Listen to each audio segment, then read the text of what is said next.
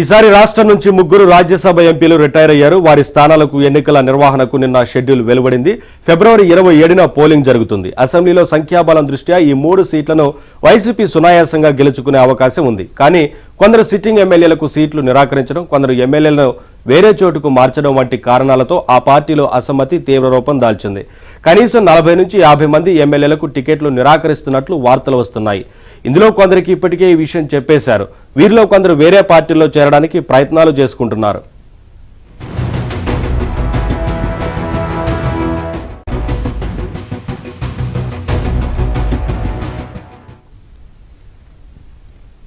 ఈ పరిస్థితుల్లో వైసీపీ రాజ్యసభ అభ్యర్థులకు ఈ ఎమ్మెల్యేలు ఎంతమంది ఓట్లు వేస్తారన్నది ఉత్కంఠగా మారింది.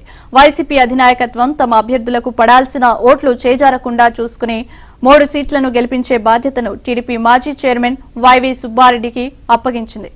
ఆయన కూడా ఒక అభ్యర్థిగా ఉండబోతున్నారు. ఆయన కొద్ది రోజులుగా అసమ్మతి ఎమ్మెల్యేలను దువ్వుతున్నారు.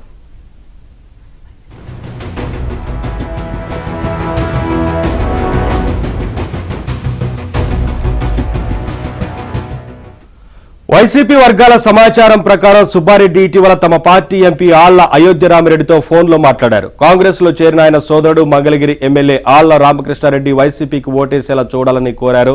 ఆయన తన మాట వినే పరిస్థితి లేదని, షర్మిలతో మాట్లాడితే రావచ్చని ఎంపీ బదిలిచ్చినట్లు తెలిసింది. షర్మిలతో మాట్లాడతానని సుబ్బారెడ్డి ఆయనతో అన్నట్లు వినవస్తోంది. అలాగే రాయలసీమలో టికెట్ ఇవ్వని ఒక ఎమ్మెల్యేకు సుబ్బారెడ్డి ఫోన్ చేయగా ఆయన జగన్ వ్యవహార శైలిపై తీవ్ర ఆగ్రహం వ్యక్తం చేశారు. జగన్తో టికెట్ హామీ ఇప్పిస్తేనే తాను పార్టీ అభ్యర్థికి ఓటు వేస్తానని, లేకపోతే లేదని మరో ఎమ్మెల్యే తేల్చి చెప్పారు.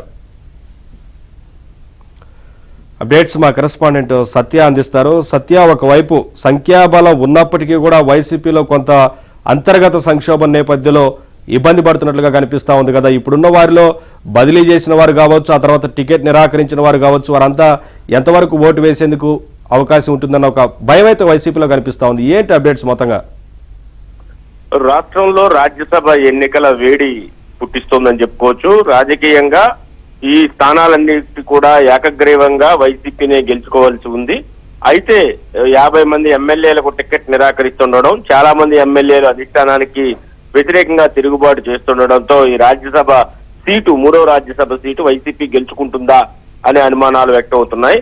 ఇప్పటికే వైసీపీ పార్టీ అనధికారికంగా ఆ వైసీపీ అభ్యర్థులుగా ఆరణి శ్రీనివాసులు, అదేవిధంగా గొల్ల బాబురావు, వైవి సుబ్బారెడ్డి వీరి ముగ్గురిని కూడా ఎంపిక చేసినట్లుగా ప్రకటించింది. అయితే ఇందులో ఒక స్థానం విషయంలో మరలా పునరాలోచనలో పడినట్టుగా తెలుస్తోంది. అటు వైవి సుబ్బారెడ్డి ఈ స్థానాల్లో ఒక స్థానం నుంచి పోటీ చేస్తున్న నేపథ్యంలో ఈ వైసీపీకి సంబంధించినటువంటి ఎమ్మెల్యేలందరూ కూడా ఓటు వేయించే బాధ్యతను కూడా ఆయనకే అప్పగించారు. దీంతో ఆయన ఆళ్ల రామకృష్ణారెడ్డి ఇప్పటికే కాంగ్రెస్ లో జాయిన్ అయ్యారు వైసీపీ నుంచి. కాబట్టి ఆయన సోదరుడు ఎంపీ రాజ్యసభ ఆళ్ల అయోధ్య రామిరెడ్డితో మాట్లాడినట్టుగా తెలుస్తోంది. అయితే ఆయన మాత్రం తన మాట రామకృష్ణారెడ్డి వినే పరిస్థితి లేదు, ఏదైనా ఉంటే కనుక షర్మిలతో మాట్లాడించండి అని చెప్పినట్టుగా తెలుస్తోంది.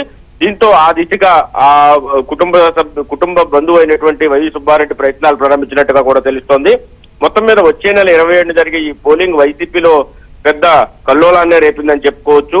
గెలుచుకోగల బలం ఉన్నప్పటికీ కూడా ఎమ్మెల్యేలకు సీట్లు నిరాకరించడం, చాలా మందికి సీట్లు ఇవ్వనని చెప్పడం, ముఖ్యంగా రాయలసీమకు చెందినటువంటి ఒక ఎమ్మెల్యేకి ఫోన్ చేసి ఓటు వేయాలని కోరడంతో తమకు సీట్ ఇస్తేనే ఓటు అని కూడా ఆయన స్పష్టం చేసిన పరిస్థితి.